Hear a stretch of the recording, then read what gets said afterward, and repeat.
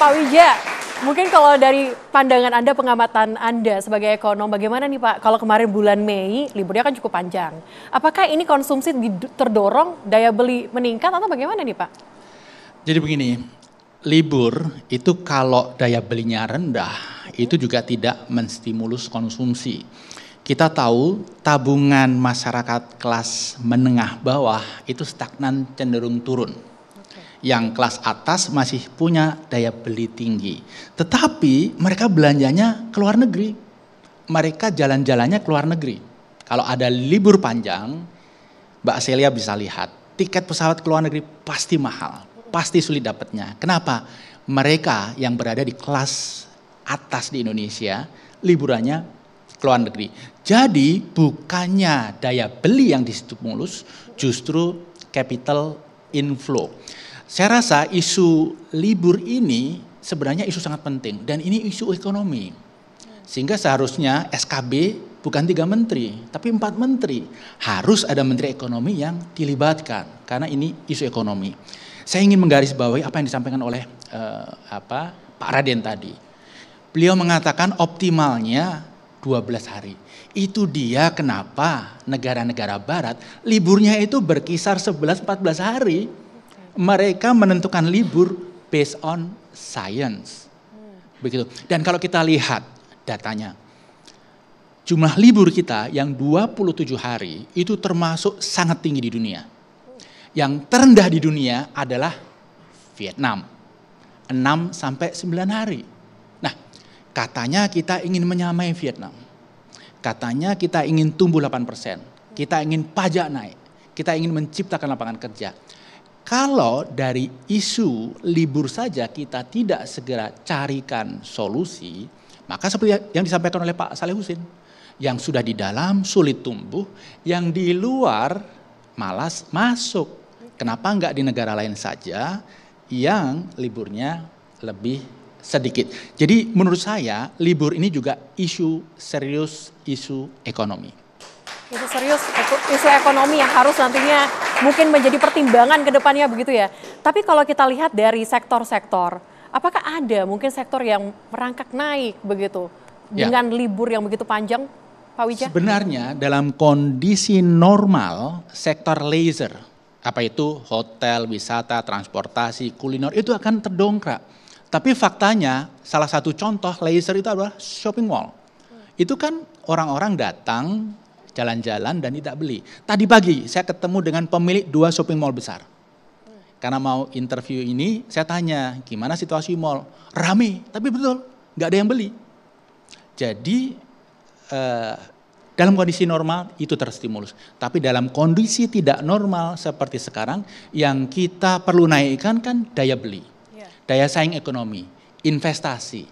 Jadi hal ini perlu menjadi concern penting. Dan saya sepakat masih ada waktu untuk memperbaiki. Yang tidak bisa dirubah itu hanya Quran, Injil, dan kitab suci yang lain. Kalau sekedar jumlah libur saya rasa begitu ada kemauan pasti bisa dilakukan.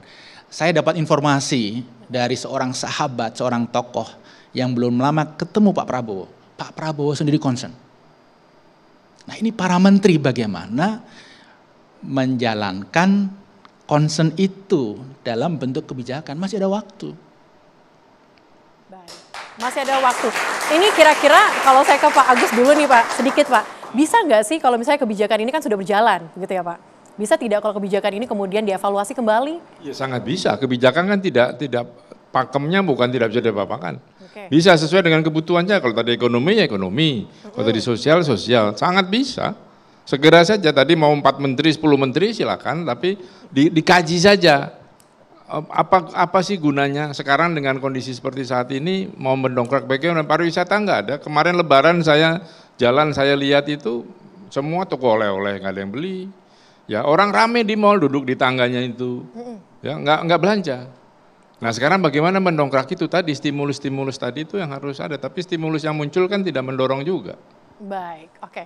Saya ke Pak Raden. Pak Raden, tadi Anda sempat sampaikan ini mungkin menarik sekali, 0,4% ini akan berkurang dari pertumbuhan ekonomi kita di tahun ini kalau misalnya 27 hari. 0,2%. 0,2%. Oke, berarti kalau misalnya mungkin Anda bisa jelaskan kembali Apa yang terjadi dengan akhir tahun ini, Pak? Apakah memang target kita akan tidak sesuai ekspektasi dengan adanya 27 hari ini, Pak?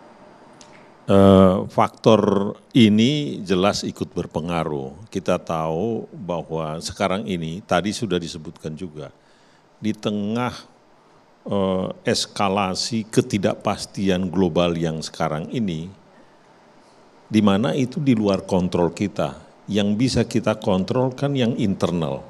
Nah, ini adalah satu hal, satu faktor, meskipun tidak besar, tetapi ini satu hal yang kita bisa kontrol. Tadi sudah dikatakan Pak Agus, bahwa ini bisa dilakukan.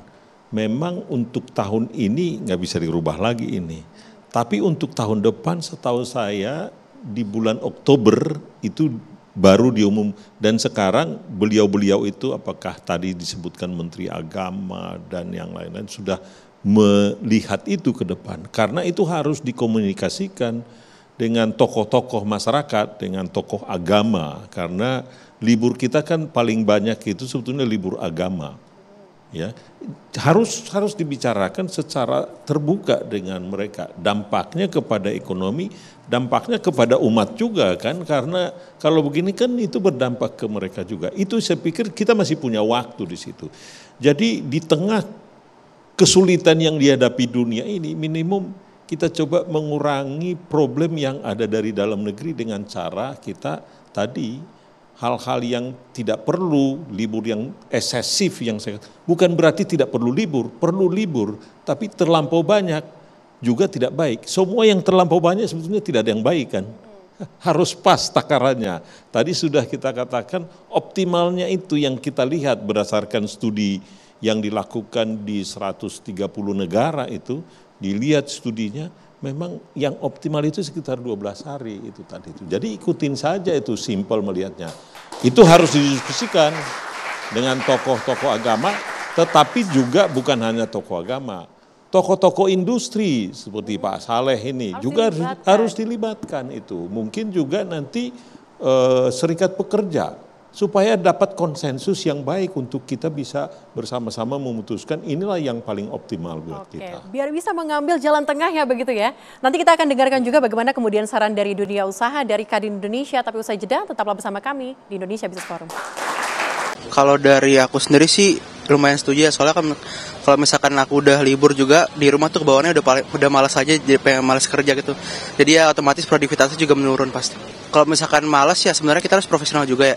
Ya mau nggak mau kita harus ngelawan mood kita sendiri sih, gitu sih paling. Nggak setuju sih, soalnya ya biar seimbang aja sih antara banyak libur sama ini. Yang penting kita tetap semangat terus pas masuk kerjanya.